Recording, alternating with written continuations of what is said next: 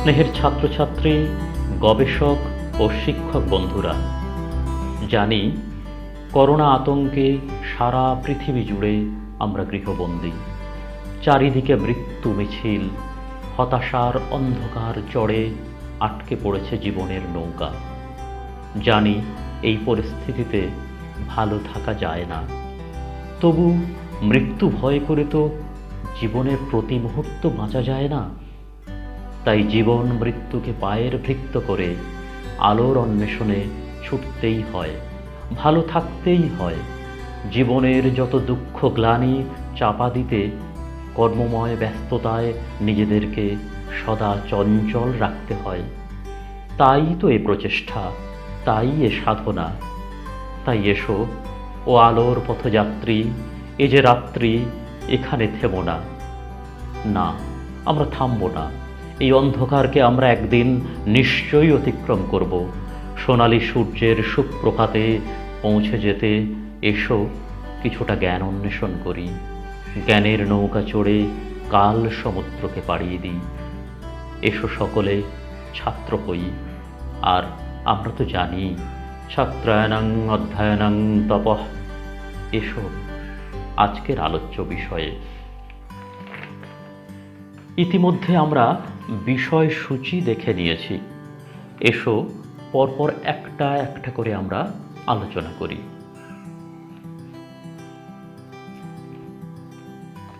ইংরেজি ডাম্পি শব্দের অর্থ শর্ট, স্টাউট অ্যান্ড কম্প্যাক্ট, অর্থাৎ ছোট, দৃঢ় ও সংবদ্ধ। এটি একটি লেভেল বা সমতা পরিমাপক যন্ত্র, যার সাহায্যে একই অনুভূমিক তলে অবস্থিত বস্তুসমূহের বিন্দুগুলিকে চিহ্নিত করা যায়। একে অটোমেটিক লেভেল বা স্বয়ংক্রিয় সমতা বা বিল্ডার্স লেভেল বা নির্মীয়মান সমতা বিধায়ক যন্ত্রও বলে। এখানে টেলিস্কোপ বা দূরবীন যন্ত্রটি অনুভূমিক তলে এমনভাবে সংযুক্ত থাকে যাতে অনুভূমিক তল বরাবর 360 ডিগ্রি ঘোরানো সম্ভব হলেও উল্লম্ব তলে একে ঘোরানো যায় না। পূর্ত প্রকৌশলীগণ একে অধিক ব্যবহার করে থাকেন। 1832 সালে প্রখ্যাত ইংরেজ পূর্ত প্রকৌশলী উইলিয়াম গ্রাভেট এই যন্ত্রটি উদ্ভাবন করেন। ডাম্পি লেভেল ও স্বয়ংক্রিয় লেভেলের পার্থক্য। দুটি যন্ত্র একই উদ্দেশ্যে ব্যবহৃত হয়, তাদের মধ্যে সামান্য কিছু পার্থক্যও রয়েছে। ডাম্পি লেভেল যন্ত্রটির সমতা নির্ধারণের জন্য যে 3টি ফুট স্ক্রু থাকে, তার যে কোনো দুটির সঙ্গে প্রথমে যন্ত্রটির বাবল টিউবটি বা বুদবুদবাহী নলটিকে সমান্তরালভাবে রাখতে হয়। যখন তৃতীয় ফুট স্ক্রুর সাথে বুদবুদবাহী নলটি সমকোণে অবস্থান করে। অটো লেভেল বা স্বয়ংক্রিয় লেভেল যন্ত্রে তার প্রয়োজন হয় না। সেখানে যে কোনো দিক থেকে যে কোনো কোণে বুদবুদ বিন্দুকে সমতা বিধান করা যায়।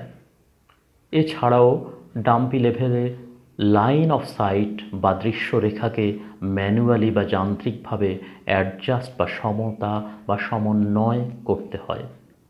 স্বয়ংক্রিয় লেভেলে তা দরকার হয় না। এসো এরপর আমরা জেনে নিই সাধারণ ব্যবহার। ডাম্পি লেভেল যন্ত্রের সাহায্যে আমরা যা করতে পারি তা হলো: 1.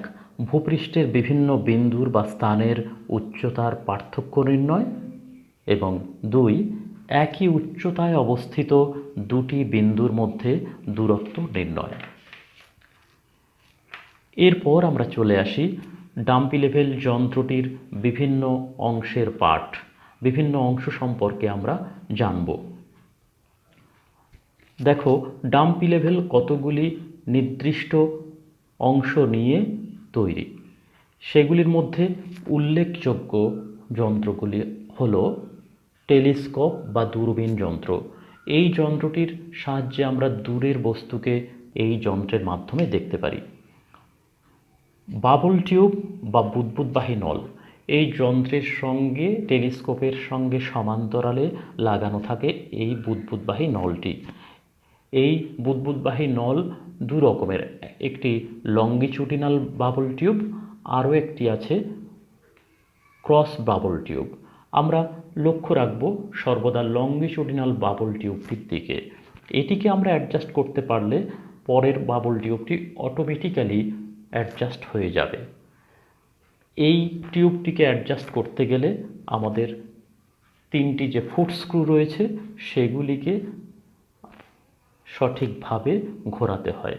এই ঘোরানোর পদ্ধতিগুলো আমরা পরে আলোচনা করব। এরপরে আসছি ফোকাসিং স্ক্রু বা দৃশ্যরেখা সমন্বয়কারী প্যাঁচ।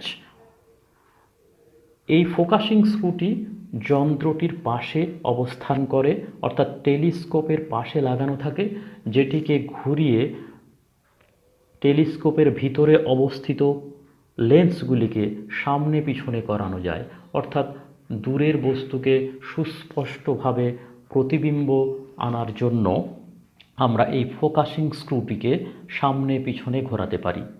অর্থাৎ এর সাহায্যে আমরা টেলিস্কোপের মধ্যে অবস্থিত লেন্সকে আগুপিছু করে দৃশ্যমান বস্তুকে সুস্পষ্টভাবে ডায়াফ্রামের উপরে অবলোকন করতে পারি। এরপরে আইপিস বা চোখ রাখার উপাংশ। ডাম্পি লেভেল যন্ত্রে যেখানে আমরা চোখ রাখি, অর্থাৎ চোখ রেখে দূরের দৃশ্যকে দেখতে পাই বা দূরের কোনো বস্তুকে অবলোকন করি, সেটাকে আমরা বলি আইপিস।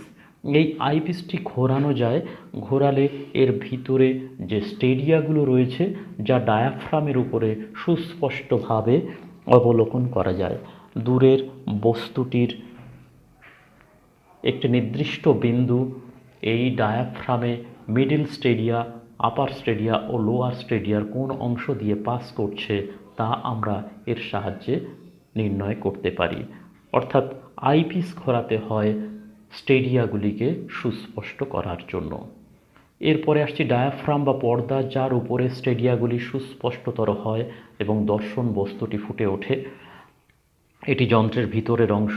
দীর্ঘদিন ব্যবহার না করলে এই ডায়াফ্রামের মধ্যে ফাঙ্গি জমে, অর্থাৎ ডায়াফ্রামটি অস্পষ্ট হয়ে যায়। তাই মাঝে মাঝে যন্ত্রটিকে সার্ভিসিংয়ে দিতে হয়। এরপরে চলে আসছি ট্রিপড বা তেপায়া, যার উপরে যন্ত্রটিকে রাখা হয়। এই যন্ত্রটি লেভেল করার আগে ট্রিপডটিকে সুন্দরভাবে লেভেল করে নিতে হয় চোখের আন্দাজে, যাতে বোঝা যায় যে ট্রিপডের উপরের অংশটি ভূমির সঙ্গে সমান্তরাল রয়েছে। তাহলে ফুট স্ক্রু ঘুরিয়ে বাবল টিউবটিকে যথাযথভাবে সমন্বয় করতে বেশি সময় লাগে না। এটাকে আমরা বলি আইপিস। এটা হচ্ছে বাবল টিউব। এইখানে দেখো বাবলটা মাঝখানে রয়েছে, মানে মেশিনটা লেভেলড অবস্থায় আছে। এইখানে রয়েছে ফুট স্ক্রু, এই দুটি ফুট স্ক্রু সামনে রয়েছে, সামনের সঙ্গে প্যারালাল করতে হয়। তারপরে থার্ড স্ক্রুর সঙ্গে এরকম হরাইজন্টালি এইটাকে তখন থার্ড স্ক্রুকে ঘোরাতে হয়। ঠিক আছে, এইভাবে লেভেল করতে হয়। এইবার দেখো লেভেল করার পরে তোমরা জানবে এটা আইপিস বলে, এটাকে আমরা বলছি ফোকাসিং স্ক্রু। এইটার সাহায্যে আমরা অবজেক্টটাকে ফোকাস করি। ঠিক আছে, আর আইপিস ঘুরিয়ে আমরা ডায়াফ্রামটাকে ক্লিয়ার করি, যেখানে স্টেডিয়াগুলো দেখা যায়। আর এই তিনটি ফুট স্ক্রুর সাহায্যে আমরা মেশিনটাকে লেভেল করে থাকি। দেখো আমাদের বাবল টিউবটা কেমন এক সাইডে সরে গেছে, তাই আমি নিচে ফুট স্ক্রু ঘুরিয়ে আমি বাবলটাকে মাঝখানে নিয়ে আসার চেষ্টা করছি। দেখো মোটামুটি মিডিলে এসছে। এইভাবে আমরা মেশিনটাকে অ্যাডজাস্ট লেভেল করি। দেখো তারপরে আবার ঠিক অপোজিট দিকে নিয়ে যাব, তো ওই দিকে একটি মাত্র স্ক্রু রয়েছে, সেই স্ক্রুটি আমরা ঘোরাবো। কেমন ঘুরিয়ে এই বাবলটাকে আমরা মাঝখানে নিয়ে আসবো। দেখো মাঝখানে চলে এলো বাবলটা। এইভাবে মাঝখানে থাকলে আবার মেশিনটাকে বাবল টিউবটাকে আবার অ্যাডজাস্ট করতে হয়। অ্যাডজাস্ট করে আবার সামনের দুটো স্ক্রুকে আইদার ইনওয়ার্ড অর আউটওয়ার্ড, দুটো একসঙ্গে ঘোরাতে হবে, ইনওয়ার্ড আর আউটওয়ার্ড। ঘুরিয়ে আমরা কি করি, আমরা বাবুলটাকে মিডিলে আনার চেষ্টা করি। এইভাবে আমরা ইনস্ট্রুমেন্টটাকে লেভেল করি। কিভাবে আমরা মাঠে মান নেব সেটা আমরা পরে একটা ভিডিওতে পরিষ্কার করে দেখাবো।